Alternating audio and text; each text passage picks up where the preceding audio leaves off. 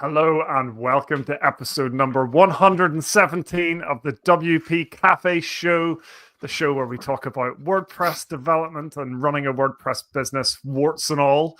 I'm Keith Devon, and I'm joined as usual by my co-host and business partner, Mark Wilkinson. And today we're going to be talking about some of my recent experiences with using Cursor to develop a WordPress product. And I'm sure we'll get onto other topics and things. If you're joining us live on YouTube, please do say hello in the comments, chat along with us, ask us questions, tell us what the weather's like, all the usual good stuff. And do consider subscribing if you do like this kind of content, or just dropping us a little like. That's the easiest thing to do, and it does make a difference. We're also a podcast, so we also go out on all your favorite podcast players. Just look for WP Café on there. Let's get on with the show. Mark, how are you doing today, and how's your week been? I'm a bit under the weather this week. I've got a bit of a cold coming on again. I never get colds, and I've had them like twice in the last few months. So I got back from on our holiday over Christmas, and I was in bed for like 5 days, really bad. And then it took ages to get rid of that, and then I feel like I've had rid of it for like a month now, and then Monday I just started getting a bit of a sore throat, which is gone now, and then I've just started with the sniffles and the runny nose and stuff. So I feel all right, just feel a bit tired, but I don't think it's as bad as the last one. Fingers crossed. So it's been a slow week in that sense, but it's been a slow week actually in all senses, to be honest. Not a great deal going on. We had a nice sales call earlier in the week, which has potential. We need to obviously crack on with producing some follow-up to that. Another school next week. Yeah, another school. So that's good. Other than that, it's been just business as usual. Lots of support emails for products and things. A few live features we've pushed for one of the recruitment clients we've got, which was nice. That's cool. That's exciting because we're going to move that forward with some other recruitment clients if it's successful. I say it is successful in that it works. Successful in that if it actually returns some results for us, because I think if it does, it could be a bit of a game changer for certain sort of recruitment agencies. So we'll see what happens with that. But I'm pretty excited about that. Yeah, so that was the client's super excited about that too, about the potential. So we'll see how that goes. Could be a cool product for us to develop further. We will see. Yep, we will see. But yeah, the sales call was good, and actually that's a good jumping off point for what I wanted to talk about today, because one of the requirements that this client has in their brief to us is that they want to be reminded when they need to update certain content. So it's a school, so things change on like an annual basis. Timetables, etc., policies. I don't know what else, but I'm sure there's lots of things that kind of change. And maybe not even on a term-by-term basis, they would want to make changes to the website. So they wanted some kind of solution so they don't forget to do that. And our initial thought is just use a calendar. Just use a to-do app. I don't know. It doesn't. Why is this a website problem and not something else? Just a general organizational problem. But it did get me thinking about what that might look like as a solution and how easy / difficult that would be. So that was kind of floating around in my head. And then I started watching a webinar with Brian Cords, Nick Diego, and Vikas from InstaWP, I think. Popped up in my feed as well. So I was watching some of that, and I was watching Brian's live demo bit, and he was showing how he set up Cursor to like build simple plugins.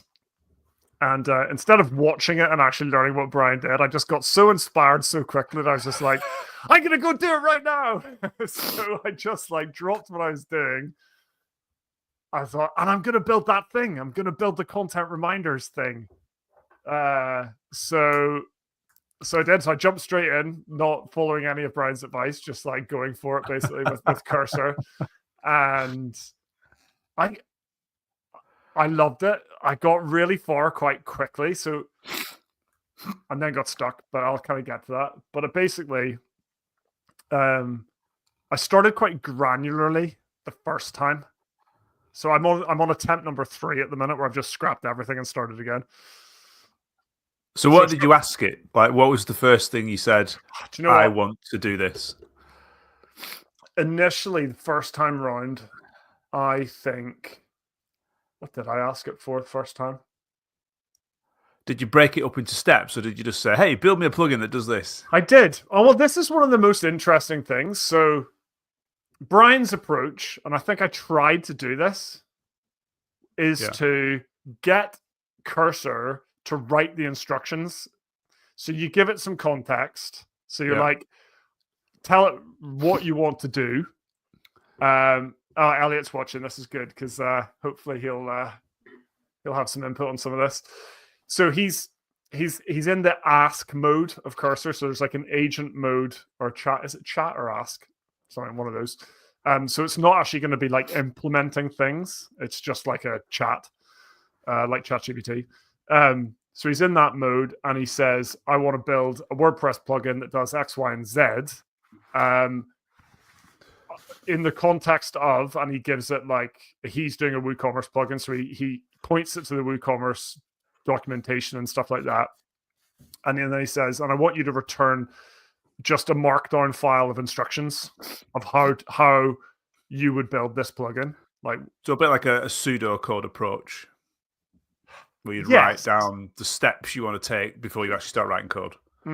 Yeah. And then so he saves that in a notepad, which is a part of the interface of Cursor.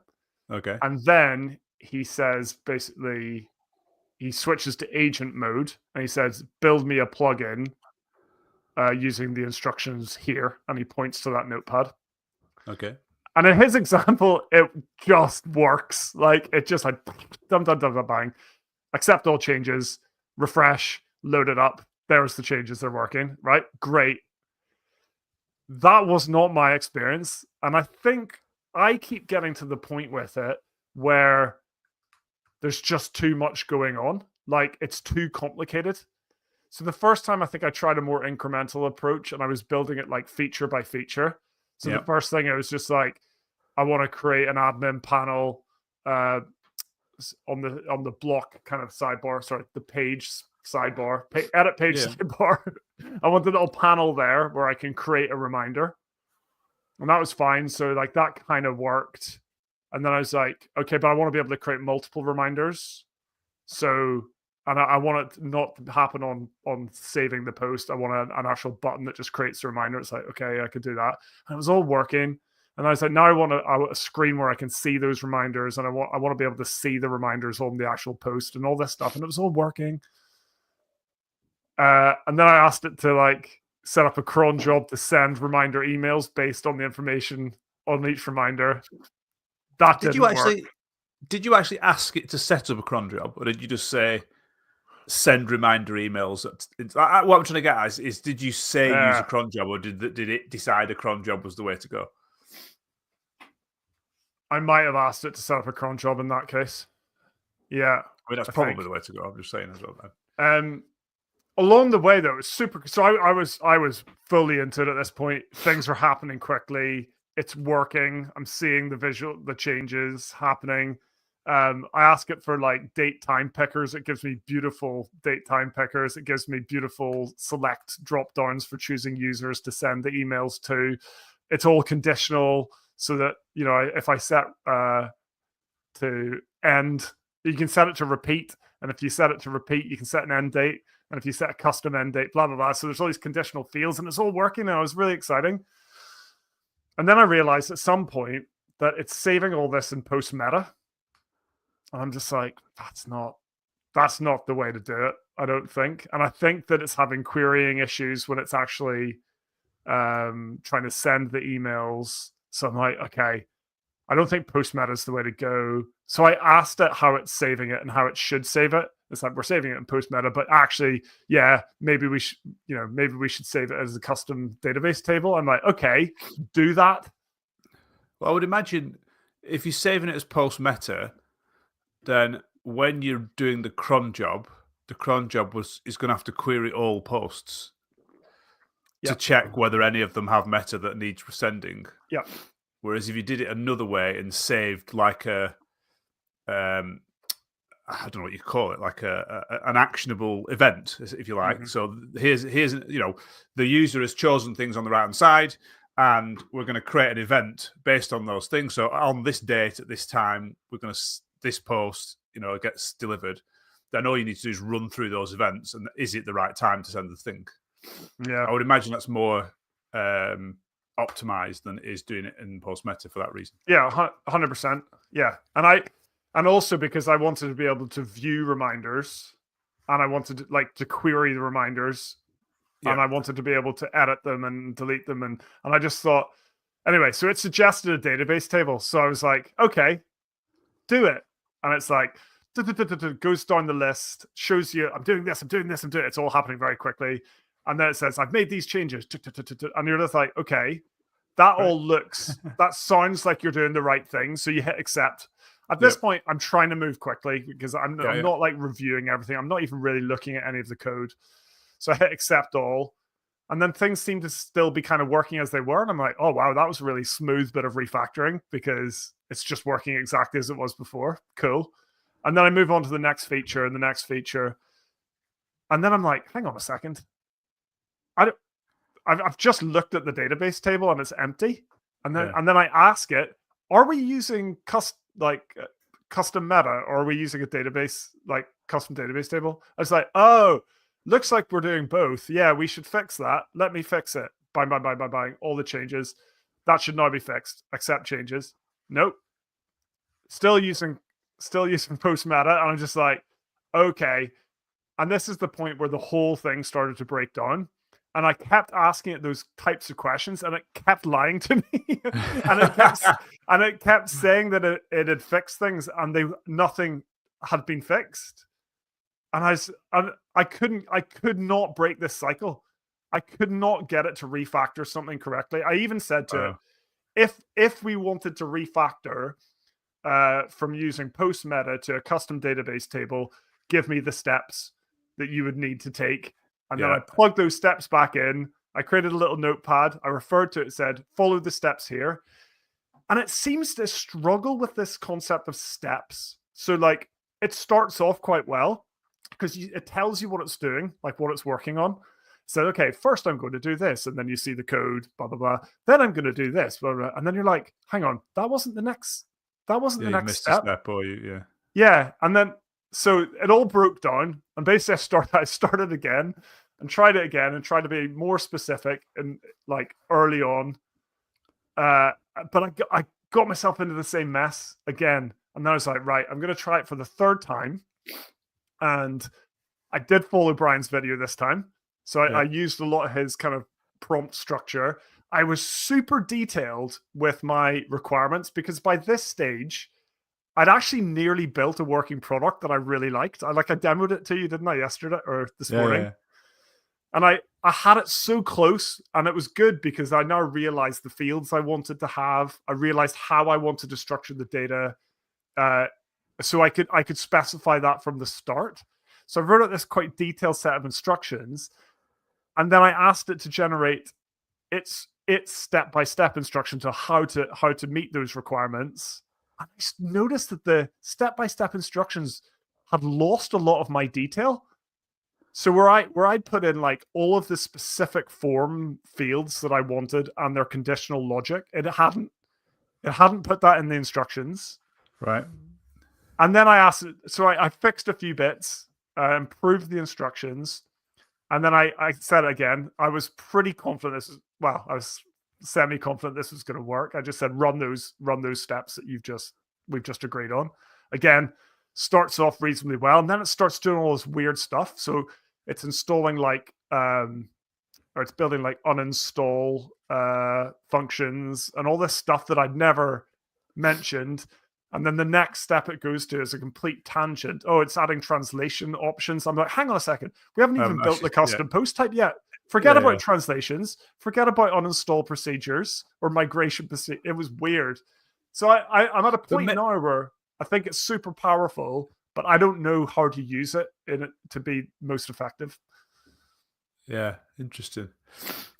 Interesting. I've not used Cursor. I've not really watched anything about it, to be honest. But I'd have probably gone about it slightly differently, and I'd have been saying to it, I don't know. Maybe it needs a context though. Like I want to break it down into steps. So add me the interface on the right hand side first for building this thing. Yeah. And then say, right, what I want to do with that interface is I want to save that as a post in a custom post type, probably called like reminders or something like that. So that you've got a reminder, which is a post, which knows which post it's attached to. So this reminder is attached to page ID 3. Yeah. And it knows it needs to send an email on this date or every date, whatever the reminder is. And then once it's done that, once you've got the interface, once you've got it saving the data, then you say, right, I want you to build a cron that looks through those reminders and actions the different things on them, essentially. That's the way I'm going to try it next time, is to manually be much more granular and test the functionality at each stage, test that it structured things the way I wanted at each stage before adding the next feature. Yeah. So you're building out the architecture, and you're just asking it to fill in the bits. Really, I think that's. But maybe that's wrong. Maybe it needs to know the context of everything to be able to do it properly. But I think because he might make decisions that aren't right because he doesn't know something else. So I think controlling context is what it's all about, actually. So Elliot mentioned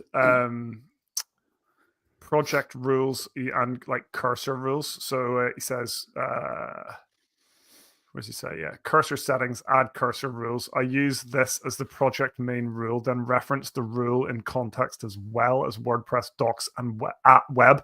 I saw at web, and I wasn't exactly sure. This is one of the contexts. So you can you just type at, and then you've got multiple contexts. So you can search for documentation that exists. You've got this at web thing. You can reference specific files in your code base. So this is how you add context. And I saw at web and I was like, it doesn't mean what I think it means, does it? As in the whole of the web. I'm not so. Someone please clarify what at web means for me. I didn't use a cursor rules file this time. Because Brian didn't, as far as I know. He's actually watching, so he might be able to. What's a cursor rules file? Sorry, what does it do? The first time I tried cursor, everyone's like, the first thing you need to do is set up a cursor rules file, and that's just basically like setting the generic rules, like context for what you're trying to do. So you're a WordPress developer, you want to use PHP version 8 and above, you want to follow WordPress coding standards, you want to do this, you want to do that. So it's setting the kind of like standards almost that you want to kind of make. Maybe the same for every project I do, though. If I'm building. Yeah, exactly. So that can be like a shared thing that you reuse and maybe tweak on a project by project basis. But I didn't do that this time, and maybe that was part of my mistake. I'm not sure. I think Sam has a good point. He says, we found you can build really fast, but you lack understanding. And when things break, it's really tricky to go back and understand the project. Yeah. And I think that's probably the case. Like, what happens if, let's say you built this and you launched it as a product, as people started buying it, and they're brilliant reminders, and then it's, they've got a bug and this is broken, or this doesn't quite work. And you'd be like, well, I don't even know where to start because I didn't really write this. So I suppose you could go back and ask Cursor, my client has a bug with this. Exactly. But I mean, I don't know. And some of the stuff it's writing, for sure, I probably don't have any understanding of, like most of the React stuff, for example. But I could probably have a crack at most of the PHP, and certainly any HTML and CSS I would understand, and some of the JavaScript, but the React specific stuff, I'd really struggle with. Brian asked, hi Brian, and thanks for the video. I'm looking forward to finishing the rest of it. He said, did you start a new chat? Sometimes it needs a fresh chat for each task because the chat history starts to confuse it. I did actually wonder if that's what was happening. And I did actually start a new chat once, and the old one just completely disappeared. I don't know if that's meant to happen or if you can kind of have multiple chat streams at once. But I did I've think noticed about that with ChatGPT. If you end up having a really long history of chat and then you start asking it something, it's trying to do it in the context of your chat. And sometimes you want to say, just forget what we did up there. I'm not interested in that anymore. I want to just do this thing instead. So start a new chat almost, and there's no context then, and it sometimes helps. Yeah. I wonder then, do I need to give that new chat context again? And also, I don't know how often I need to keep introducing context. So like on a task by task basis, do I need to be saying, look again at the documentation, look again at the code base here, look again at this notepad? That's something I'm not entirely sure about, like how much of the context is persistent and how much of it needs to be resaid. Got loads in the chat here, so let's just go through it. Elliot says, important thing with any AI, including Cursor, be explicit with context. Break down into small chunks. Review before you accept. Yeah, I wasn't doing a whole lot of reviewing, and I was probably doing. I have sort of tried both approaches, like small chunks and big chunks, but I think the small chunks thing's difficult though, because quite often you ask it to do something small and it can do it. It delivers the results. But then as you add features, the way it did that first thing isn't optimal to interact with all the other features around it. And I don't think Cursor's, maybe it is better than I would give it credit for, but it hasn't, for me, been very good at refactoring things. It's okay at just going, here's some code, chucking it at you, and it often works. But if you ask it to like change that, and change the structure of it significantly, sometimes it works brilliantly and sometimes it just totally falls over, and then that's where I get caught in these traps. So Elliot says be specific. Sorry, it doesn't say be specific. He says be explicit with context. Yeah. What does that mean? What is context? And does that mean with every instruction that you give it?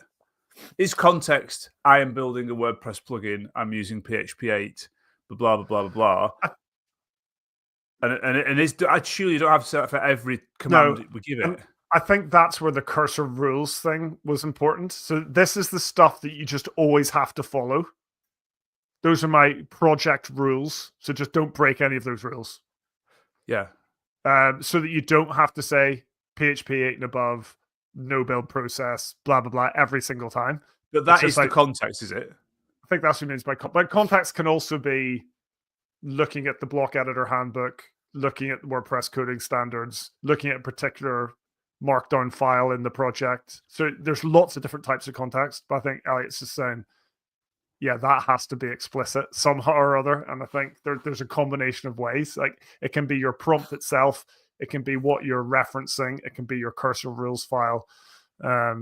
It's tricky. Yeah, I struggle to understand that. Elliot, multiple single shots will cause Cursor to hallucinate. So I think he's talking about like longer chat instances. So maybe he meant shots, single chats. Yeah, I don't know. So yeah. If you use @web, the AI will go out and research specifics. Okay, so can you tell it to research specific things? So let's say, for example, I want you to, as part of your plugin, I want you to add 2 columns to the post listing table and add some custom on those columns. Could you add that to say, well, just look at this article on the web, which talks about how to add columns, because that's correct. I know that's correct and how it's done. So go and look how they've done it there and then do it for mine. I think, someone please correct me if I'm wrong, Elliot or Brian, I think you can paste in a URL as context. So you can say, look at this web page to figure out how to do this. We've all used URLs that you like. We always go to the same URL, don't we? Like, I can't remember how to do that. I'll just go to the one I've always used. Just in Tablock always comes up as like stuff that I've always used in the past. Could you just say that's the gold standard of how to do it? So just go and reference that URL and say, based off of that, I want you to do this. Pretend to be Brian Cords or Nick Diego. And Brian says the downside of Cursor rules is some of the stuff that happened to you. It wants to do the translations and add in Composer and do all this crazy stuff I didn't want, but it might have helped. Yeah, okay. So again, I could have Cursor rules saying, don't worry about translations, don't worry about X, just keep things simple. And I noticed in Brian's, I think he talked about like he doesn't want to build process. Like, so I think he said specifically don't add dependencies or something like that. So because he doesn't want to have to be running stuff like that.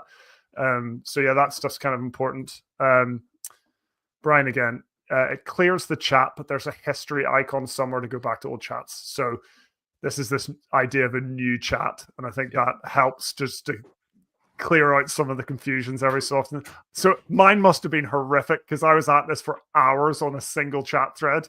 So no wonder it was just starting to kind of regurgitate the same old rubbish after a while. We've got Ross with us today. Hello, I have a day off, so can actually be here. Hello, Ross. And it was absolutely lovely to see you in person again at WordPress London last couple of weeks ago. Right. Any other... Who's hands up? Who's worried about the job then after all this? I'm excited. I haven't been as excited as I am right now for a while.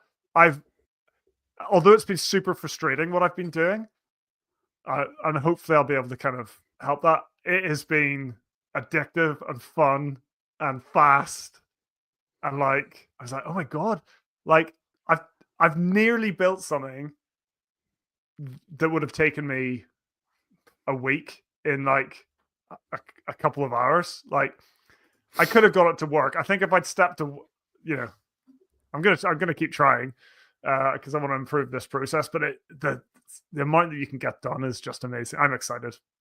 I think it will put us all out of a job in the end, but I'm excited. I'm worried. I must admit, I'm on the worried end of the scale. So yeah. If looking at how far you've got, and I know it doesn't work. I get that, but I think you'll get there. I think you will be able to build this, and you'll probably build it in the next, because you're just learning each time, aren't you? And it's at what point can one of our clients just ask AI to do the same thing, and actually it'll just work? And I can't see that being very long away, based on how far we've come in this short space of time. Maybe that'll come in 2 years. Maybe that'll come in 2 months. Maybe it'll be 5 years. But I do think it will come. Like literally, our clients will be able to say, I want to just build a scheduler where I want to be able to set a schedule for each post, whatever, a reminder. And it'll just, right, no problem, bang, add this plugin. Or even, give me access to WordPress and I'll add it for you. Well, yeah, like how soon is it going to be just built into the WordPress admin where like users could just be like, I want this feature, and it's like, ta-da, there it is. Maybe. Why not? Why are we not going to get there? Like it doesn't. For me, it doesn't make sense that we don't. But I know there's a lot of clever people, including some in the comments right now, think like not at all worried. So we will see. Maybe there will just be lots more code written, lots more products developed, lots more things improved, rather than people going out of jobs. I don't know. We can just all get more done. Yeah, I don't know. I think Ross's last comment there is interesting. He thinks it's an overhyped bubble that is going to burst at some point. Billions of pounds are being poured down the drain, keeping things running. It can't last in its current form.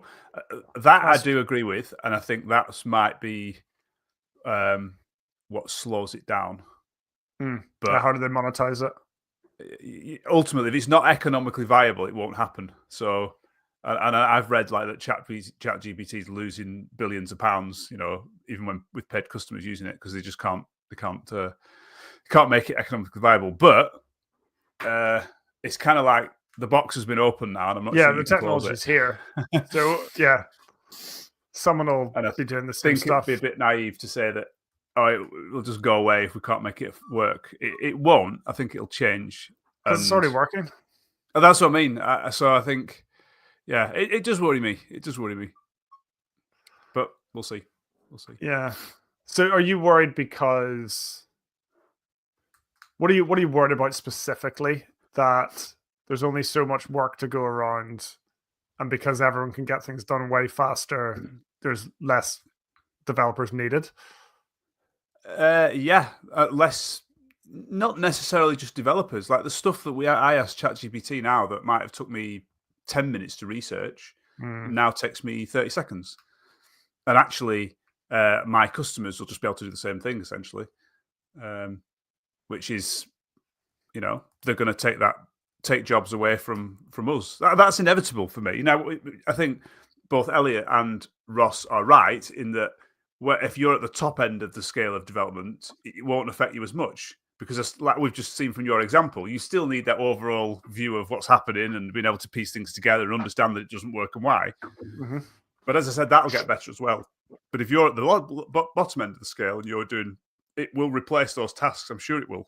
And we've seen, how many clients have we seen that have used AI, even if they've just used ChatGPT to do some simple things? Mm-hmm. A friend of mine, I think I've mentioned him before, he's setting up a drone business, and I helped him build his website, and unprompted by me, he tried to build a pricing calculator with ChatGPT. I think he got stuck in the end, but he's a complete non-developer, and he went for it. So it's already happening. It's already happening. And it's going to get to the point where, and again, it depends with the economics of it, like Ross said, but it's going to get to a point where if you're not using ChatGPT or whatever AI model, I say that as just general AI, you're going to be behind. You're going to be doing things slower than everyone else, so you're going to be behind. So everyone is going to be using these things. So all it's going to do is pump all the money into these companies that run these AI models, which we know are going to be then bought up by the big tech companies. Well, they already are the big tech companies. They already are, so it's a shame. It's a shame. I love this comment from Ross. He says, I'm going to position myself as a cleaner-upper. I'll fix your AI-generated code that was made 3 years ago that no one else understands. I was speaking to someone this morning who does security reviews. Tim, I can name him. Tim Nash, and he basically saying the same thing. Like he's really happy with the rise of AI because he does code reviews, so he's constantly having to fix AI generated code now. So it's going to keep him in business for a long time too. And he's leveraging it, which is cool. Yeah. So that leads us on to the next topic, which I've written down. What the hell is vibe coding? I keep hearing this term. What is it? I don't understand what it is. I'd really like to ban the phrase. It just sounds really like, I don't know what the word is. Just really bad.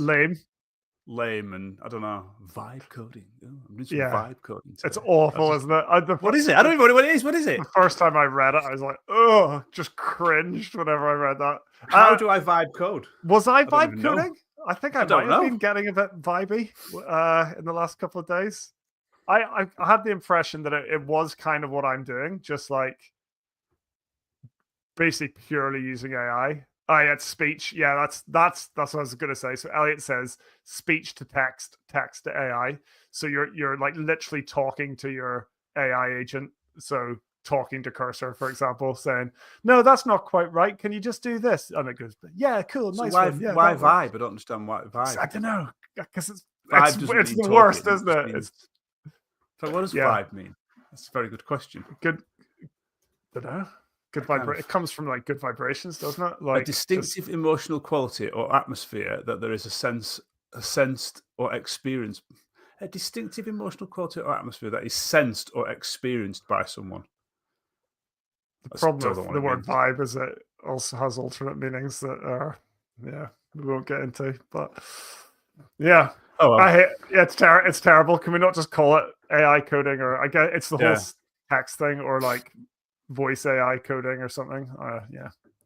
Anyway, let's just all agree to ban the phrase vibe coding. Let's never utter it again. Everyone's going to talk to us about vibe coding now. I've said that. Exactly. I know. Vibe coding. So to sum up, I've been having absolutely loads of fun, but I've been also getting like if this was a real project that I actually needed to deliver on time and on budget, and it works, and I would be in a not so happy place right now. But because I've just been playing around and experimenting, it's been loads of fun. So, question then is, would if you'd have said this to an experienced developer, yeah, maybe someone in this chat, this is what I want to build, would they have built it faster? Would they have got to where you got now faster? So no, I don't think so. Like the first iteration I did, or was it the second attempt? I basically How long have you spent on it? I started this yesterday afternoon. Right. So And what, 5 hours then maybe? 6 hours? In total, yeah. So yesterday afternoon, I probably spent about 3 or 4 hours on it. Okay. And I showed you the results of that this morning, and it was pretty close. It was kind of working. It was just the emails weren't sending. And how many lines of code is that roughly? Are we talking like 50,000, or are we talking like I actually 5,000? I have absolutely no idea. Right.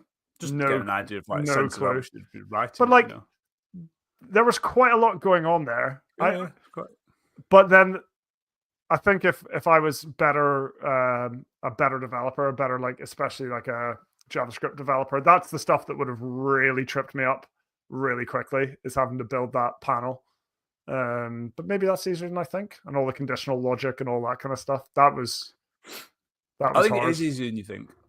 I think it is easier than you think. I think part of the problem with like adding those inspector controls and things like that is just not enough examples out there. Yeah.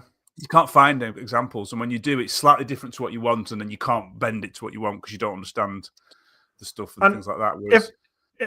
if I had slowed down a bit as well, I probably would have learned quite a lot. If I'd actually been like reviewing all the code, I'd be like, oh, okay, so that's how you add a such and such field, and that's how you do conditional logic, and that's how you do this, and that's how you do that. Yeah. So you can learn a lot from it as well. How's AI found out how to do it when I can't find out how to do it?